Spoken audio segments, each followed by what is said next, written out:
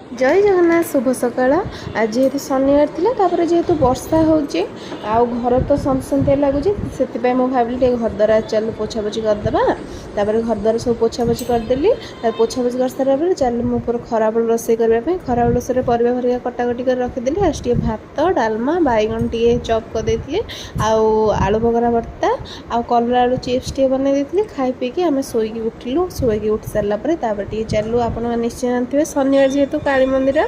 माँ को मंदिर टे गलु ये आपण मैंने माँ को भी दर्शन कर दिंतु मु भी चली माँ को टे दर्शन करदेली केते दिन पर माँ को देखी मत बहुत खुशी लगे और मो मन पूरा शांति हो गला माँ को देखिकी दर्शन करके आम दर्शन करके पलि आसलु